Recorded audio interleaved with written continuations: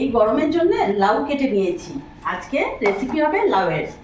তো গ্যাস ধরিয়ে নিলাম, কড়াই বসিয়ে নিয়েছি। মাছে ভালো করে লবণ হলুদ মাখিয়ে নেব। এটা পোনা মাছ, ভালো করে মাছে লবণ হলুদ মাখিয়ে নেব।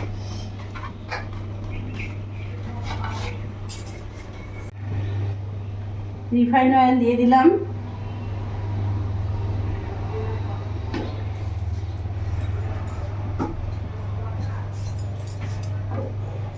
তেলটা গরম হোক।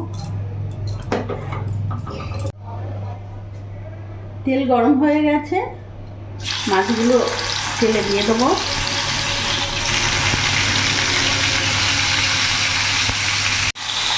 এপিট ওপিট করে মাছগুলো লাল করে ভেজে নিয়েছি, এবার নামিয়ে ফেলবো।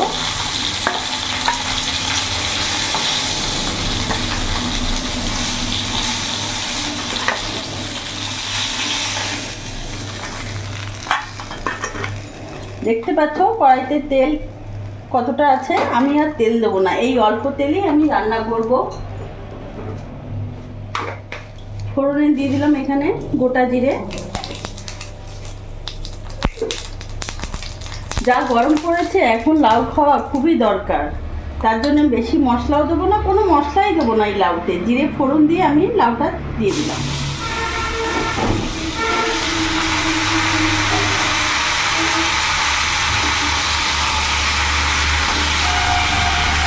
ভালো করে নাড়াচাড়া করে নেব। ভালো করে নাড়াচাড়া করে নিয়েছি। এবার মাছে এক এক করে উপকরণ দিয়ে দেবো। লবণ দিয়ে দিলাম 2 চামচ মতো, হলুদ গুঁড়ো দিয়ে দিলাম,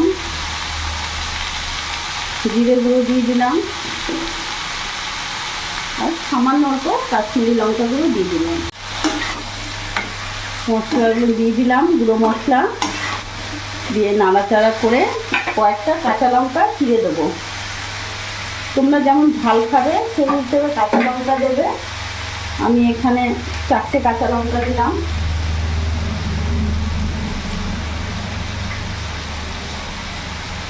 চারটে কাঁচা লঙ্কা দিয়ে দিলাম।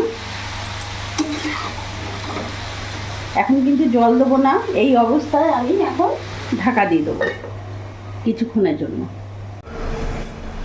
বেশ কিছুক্ষণ ঢাকা দিয়ে রেখেছিলাম।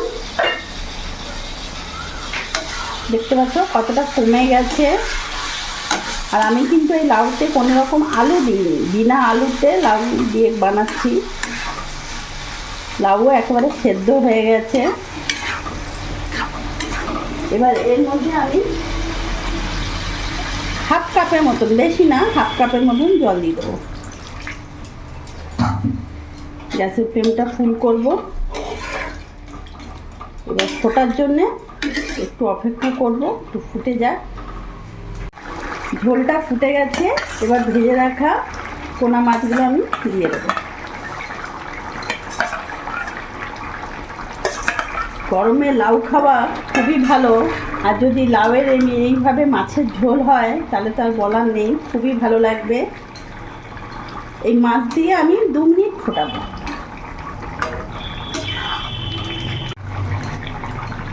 2 মিনিট ফুটিয়ে নিয়েছি। এবার গ্যাস অফ করে নামিয়ে দেবো।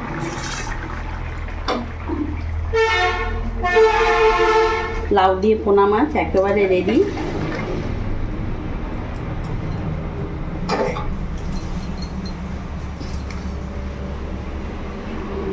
তো বন্ধুরা, তোমরা দেখলে এই গরমে লাউ দিয়ে পোনা মাছ আমি রান্না করে ফেললাম। এইভাবে তোমরাও করে দেখো, সত্যি খুব ভালো লাগবে। কোনো বাটা মশলা নাই, তোমরা দেখলে, আর কত কম তেলে।